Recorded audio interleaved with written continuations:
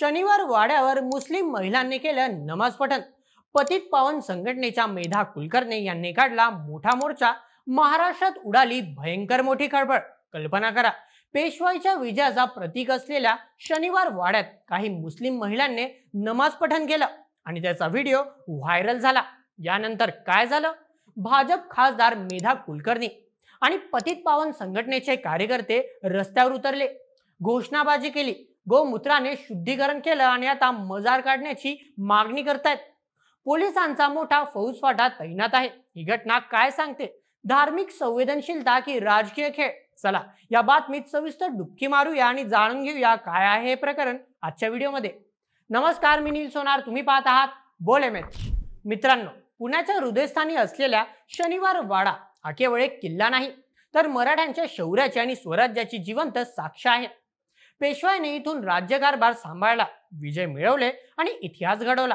पण शनिवार 18 ऑक्टोबर 2025 रोजी इथे घडलेल्या एका घटनेने हा ऐतिहासिक वारसा पुन्हा चर्चेत आला.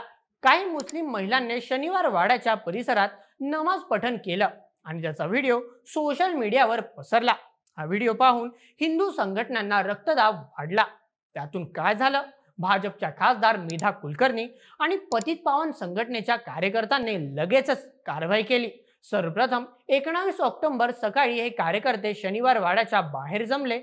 मेधा कुलकर्णी यांनी स्पष्टपणे सांगितलं, शनिवार वाडा हा आमच्या विजयाचं प्रतीक आहे. त्यामुळे या ठिकाणी ज्यांनी येऊन नमाज पठण केलं आहे त्या जागेचं शुद्धीकरण आम्ही शिववंदना करून करणार आहोत. असे काम करत असाल तर इथून पुढे खपवून घेतले जाणार नाही. येथे हिंदू धर्मच चालेल. त्यांच्या या बोलण्याने उपस्थित कार्यकर्ते उत्साही झाले. पतित पावन संघटनेच्या महिला कार्यकर्त्यांनी आक्रमक होत घोषणाबाजी सुरू केली. शनिवार वाडा स्वराज्याचा, नाही कोणाच्या बापाचा.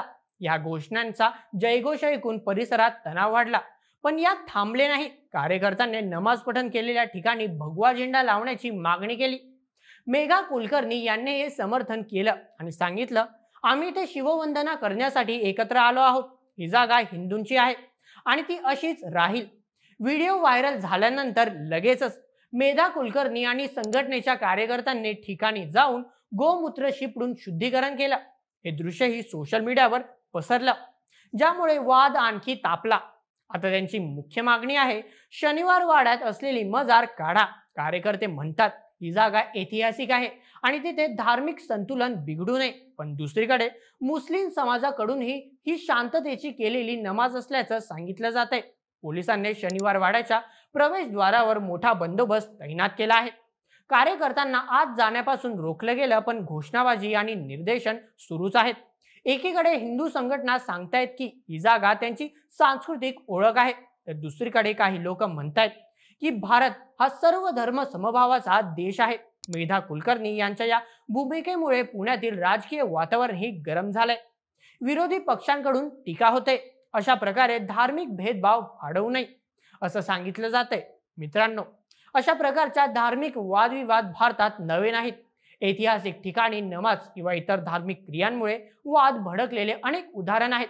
चला काही प्रमुख घटनांकडे नजरेने पाहूया. या घटना आपल्याला सांगतात की धार्मिक संवेदनशीलता कशी राजकीय हत्यार बनते. पहिली घटना, गुरुग्राम मधील खुल्या जागांवरील नमाजवाद. 2021 हरियाणाच्या गुरुग्राम शहरात मुसलमानांना प्रशासनाने दिलेल्या खुल्या जागांवर शुक्रवारी नमाज पठण करण्याची परवानगी होती, पण हिंदू संघटनांनी याला विरोध केला. त्यांनी नमाज दरम्यान घोषणाबाजी केली, अडथळे आणले आणि अखेर नमाज थांबवण्यात आला. या वादाने शहरातील धार्मिक तणाव वाढला.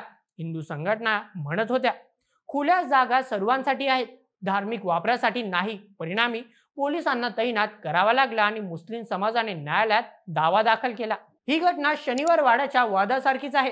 ऐतिहासिक किंवा सार्वजनिक जागेवर धार्मिक क्रिया आणि त्यानंतरचा विरोध. दुसरी मोठी घटना, वाराणसीतील ज्ञानवापी मस्जिद वाद. 2022 पासून सुरू. काशी विश्वनाथ मंदिराच्या शेजारी असलेल्या ज्ञानवापी मशिदीत हिंदू संघटनाने दावा केला की तिथे शिवलिंग आहे आणि ही जागा मंदिराची आहे. नमाज पठण चालू असताना सर्वेक्षणाची मागणी झाली आणि न्यायालयाने परवानगी दिली. यामुळे मुसलमानांना नमाजासाठी अडचणी आल्या आणि हिंदू कार्यकर्त्यांनी निर्देशनं केली. द हिंदू वृत्तपत्रानुसार या वादात हिंसाचारही झाला. आजही हे प्रकरण कोर्टात आहे. आणि ते शनिवार वाड्यातील मजार काढण्याच्या मागणीशी जुळतंय. तिसरी घटना अयोध्यातील बाबरी मस्जिद विध्वंस 1992 ही भारतातील सर्वात मोठी धार्मिक दंगे घडवणारी घटना. राम जन्मभूमीवर बाबरी मस्जिद होती आणि हिंदू संघटनांनी तिथे मंदिर बांधण्याचा दावा केला. लाखो कार सेवकांनी नमाजाच्या वेळी मस्जिद पाडली, ज्यामुळे देशभर दंगे भडकले आणि हजारो लोक मरण पावले. विकिपीडियानुसार हा वाद राजकीयदृष्ट्या मोठा होता आणि त्यानंतर सुप्रीम कोर्टाने राम मंदिराची जागा दिली. या घटनेने धार्मिक स्थळांवरील दाव्यांचा ट्रेंड सुरू झाला, जो आज शनिवारवाडा सारख्या ठिकाणी दिसतोय. या सर्व घटनांकडून शिकण्यासारखं काय, की सार्वजनिक आणि ऐतिहासिक जागा सर्वांसाठी असाव्यात, पण धार्मिक क्रिया करताना संवेदनशील राहावं, अन्यथा छोटा व्हिडिओ मोठा वाद घडतो. मित्रांनो, शनिवार वाड्याच्या या वादाने पुन्हा एकदा भारताच्या धार्मिक एकतेचा प्रश्न उभा राहिला आहे. मेधा कुलकर्णी आणि संघटनेच्या मागण्या ऐकून घेणं आवश्यक आहे, पण शांततेने आणि कायद्याच्या चौकटीत. तुम्हाला ही बातमी कशी वाटली कमेंट्समध्ये सांगा आणि शेअर करा, जेणेकरून अधिक लोकांपर्यंत तथ्य पोहोचू शकणार. तुमचे मत काय आम्हाला कमेंटमध्ये नक्की कळवा आणि अशाच व्हिडिओंकरिता सबस्क्राईब करा बोल्ड MH आपल्या YouTube चॅनलला. धन्यवाद.